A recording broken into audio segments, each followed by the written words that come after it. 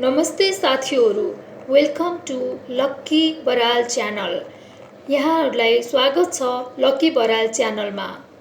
साथीहरू, आजको विषय रहनेछ मेडिटेसन टु क्योर लिकोमिया अर्थात् रक्त क्यान्सर उपचारमा विपस्सनाको भूमिका हो। साथीहरू, हामीहरूलाई रोग लागिसकेपछि हामी खोजी गर्दछौँ डाक्टरको र हस्पिटलको। हामीलाई रोग लाग्यो, कुन हस्पिटल जाने? क्यान्सर झन् लङ टर्म डिजिज, यसको लागि हामीले खोज्नै पर्छ क्यान्सर हस्पिटल। मेरो यात्रा क्यान्सर हस्पिटलमा पुगिसकेको छ। अघिल्लो एपिसोडहरूमा हजुरहरूले देखिसक्नु भएको छ म कसरी के भएर चाहिँ क्यान्सर हस्पिटल, भक्तपुर क्यान्सर हस्पिटलसम्म पुगेँ हो। अब त्यहाँ मेरो उपचार सुरु भयो ब्लड क्यान्सरको। त्यसमा सर्जरी, केमोथेरापी, रेडिएसन, यस्तै किसिमको उपचारहरू हुन्छ। तर सबैलाई सर्जरी नै जरुरी, सर्जरी पनि जरुरी हुन्छ भन्ने छैन र कसैलाई अनि साँच्चै बोन म्यारो ट्रान्सप्लान्ट पनि सबैलाई बोन म्यारो ट्रान्सप्लान्ट गर्नै पर्छ भन्ने पनि छैन। त्यो डिजिजको कन्डिसन हेरेर डिजिजमा पनि प्रकारहरू हुन्छन्, ती प्रकारहरू हेरेर डाक्टर साहबहरूले गर्ने निर्णय हो। मेरो केसमा चाहिँ मलाई केमोथेरापी, रेडिएसनको जरुरी परेको थियो। त्यति बेला बोन म्यारो ट्रान्सप्लान्ट नेपालमा भित्रेकै थिएन साथीहरू। यो विगत 15 वर्ष अगाडिको कुरा हो। त्यही भएर मलाई चाहिँ सहायक तत्त्वले कस्तो राम्रो भूमिका खेलेको थियो भने म हजुरहरूलाई बिस्तारै खुलाउँदैछु मेरो जीवनको पानाहरूबाट। म सानो हुँदाखेरि नै 9 क्लास पढ्दादेखि नै म विपस्सना केन्द्र बुढा नीलकण्ठ गएर गुरु गोइङ्काबाट ध्यान सिकेकी थिएँ। त्यति बेला गुरु गोइङ्का भनेको इन्डियामा बस्नुहुन्थ्यो। उहाँका धेरै ध्यान केन्द्रहरू छन् नेपालमा पनि। यहाँ बुढा नीलकण्ठ अनि मैले थाहा पाएको लुम्बिनीमा पनि छ। नेपाल भनेको एउटा शान्ति प्रधान देश हो, बुद्ध जन्मिएको देश हो। उहाँले आफ्नो त्यत्रो धनाढ्य परिवारको आफ्नो श्री सम्पत्ति सबै त्याग गरेर, परिवार त्याग गरेर एक्लो यात्रा गर्नुभएको थियो। त्यो हो ध्यान, शान्तिको खोजी हो। मलाई चाहिँ राम्रो पक्ष भनेको अब हरेक व्यक्तिको सबै नकारात्मक गुणहरू हुँदैन, राम्रो पक्षहरू पनि लिनुपर्दछ। राम्रो पक्ष भनेको मेरो मम्मीले चाहिँ ध्यान सिकाउनु भएको थियो। म 9 क्लास पढ्दादेखि नै ध्यान गर्दथेँ। ध्यान भनेको मैले अघि पनि भनिसकेँ, बुढा नीलकण्ठमा गएर ध्यान गर्दथेँ। ध्यानमा चाहिँ त्यहाँ 12 दिनको शिविर हुन्छ, जाने 1 दिन, आउने 1 दिन र 10 दिन चाहिँ त्यहाँ बोल्न पनि पाइँदैन। अनि त्यसपछि फिजिकली पनि मेन्टली पनि हामीहरू भन्छौँ नि बाहिर चाहिँ हाँसेर बसिरहेछौँ, भित्रभित्र भने चाहिँ कति कुडिरा हुन्छ हो। त्यो चाहिँ गर्नै हुँदैन, किनभने बाहिर जे छ त्यही भित्र हुनुपर्दछ। किनभने तपाईँहरूलाई भित्रभित्रै तपाईँले कसैप्रति नेगेटिभ सोचिरहनु भएको छ, त्यसलाई म त यस्तो रिस उठ्छ नि भनेर गर्ने। अनि त्यसपछि देखावटी हुन्छ नि, एउटालाई कुरा गरिरहेछ, अर्कोलाई भन्नु छ कुरा र अर्कोलाई चाहिँ भने जस्तरी भन्ने हो। त्यस्ता कुराहरू चाहिँ हामीले हाम्रो शरीरबाट चाहिँ जरैदेखि निकालेर फाल्नुपर्छ। बाहिर आफू जस्तो हुनुहुन्छ, तपाईँ भित्र पनि त्यही नै हुनुपर्दछ। यस्ता कुराहरू त्यहाँबाट मुखले त भनेर सिकाइदिनु, तर प्र्याक्टिकल चाहिँ आफूलाई थाहा हुँदै जान्छ। त्यहाँ चाहिँ 10 दिनको शिविरमा खास केही गर्न सिकाउँदैन। त्यो हाम्रो नाकबाट चाहिँ सास लिइरहेको छौँ र सास छोडिरहेको छौँ। खालि आफ्नो शरीरमा भएको प्राकृतिक तत्त्वलाई चाहिँ हेर्न सिकाउँछ साथीहरू। हामीले पहिला सुरुमा गरेर सास लिइरहेको छौँ, छोडिरहेका छौँ, खास त्यही सासलाई मात्रै हेर्न लगाउँदछ। यो हाम्रो नाकको 2टा पुवालभित्र मात्रै हेर्न लाउँदछ सास लिएको छु सास छोडेको छु भनेर।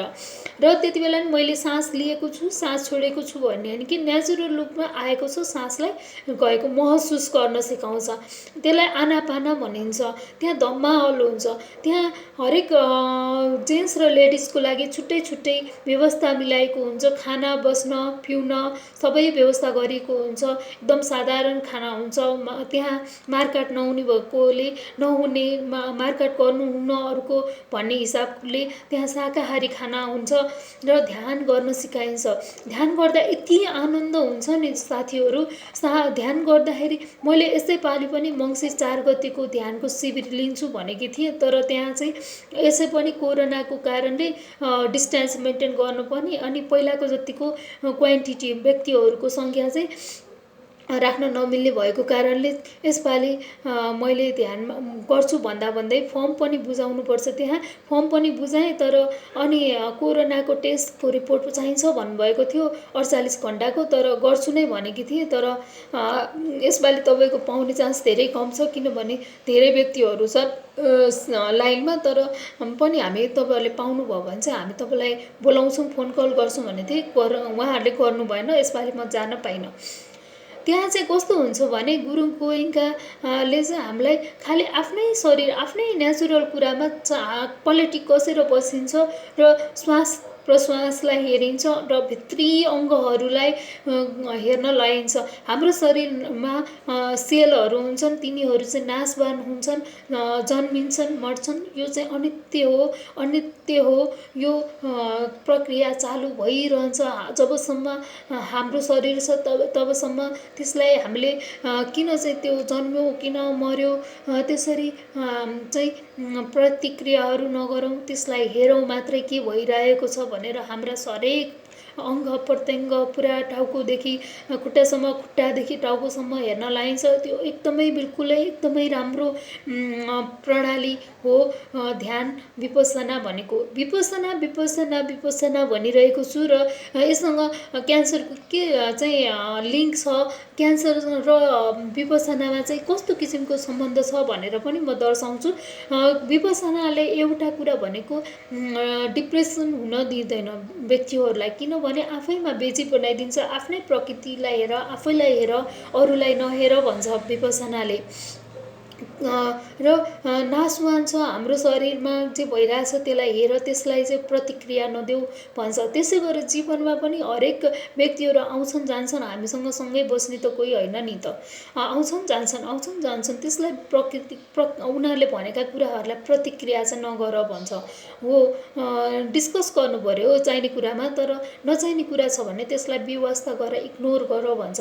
अनि अर्को भनेको एउटा चाहिँ तनाव व्यवस्थापन भयो। अर्को चाहिँ हामीलाई निन्द्रा लगाउन पनि मद्दत गर्दछ। जस्तो रातिको निन्द्रा लाएन, आफूलाई गाह्रो भइरहेछ भने त्यसलाई प्रतिक्रिया त्यसैमा चाहिँ अडिएर नबस्ने, प्रतिक्रिया गरेर नबस्ने, त्यहाँबाट अगाडि बढिरहने, सासलाई हेरिरहने, आफूलाई बिजी बनाउने। अब सास कसैलाई मेडिटेसन गर्न त गाह्रो छ नि त। अनि त्यो सासलाई नै मस्त भएर हेरिरह्यो भने आफूलाई कति बेला निन्द्रा लाग्यो त्यो थाहा नै हुँदैन। त्यही भएर निन्द्रा व्यवस्थापन गर्न पनि यसले मद्दत गराउँदछ। र अर्को भनेको आत्ममनोबल बढाउने। हामीलाई आत्ममनोबलको निकै खाँचो हुन्छ। हामी क्यान्सर रोगीहरू उपचारार्थ हुँदाखेरि कति कुराहरू सुन्नुपर्ने हुन्छ। एक त उपचार अवधि नै लामो छ, प्यारेन्ट्सलाई पनि गाह्रो भइरहेको हुन्छ, फाइनेन्सियल कन्डिसन पनि एकदमै गाह्रो हुन्छ त्यति बेला। अनि बिरामीले त ती कुराहरूलाई ध्यान दिन थाल्यो भने त गाह्रो हुन्छ झन्। त्यसमाथि पनि अनि मानिसहरूले चाहिँ अब कसैले चाहिँ च्याउबाट पनि निदान हुन्छ भन्छन्, कसैले आयुर्वेदबाट निदान हुन्छ भन्छन्, अनि कसैले होमियोप्याथी भन्छन् है। त्यसरी माइन्ड डिस्टर्बहरू भइरहेको हुन्छ। यता गऱ्यो भने ठिक हुन्छ कि उता गऱ्यो भने ठिक हुन्छ कि होइन, कसैले इन्डियै लग्नुपर्छ, कहाँ हुन्छ नेपालमा भन्छन् है। यस्तो यस्तो कुराहरू आइरहेको हुन्छ। त्यसै गरी घर परिवारसँग पनि आफ्नो कसैसँग बेमेल छ भने त्यसलाई पनि व्यवस्थित गर्नलाई कति गाह्रो हुन्छ दर्शकबिन, आफूले भोगेकै छु मैले।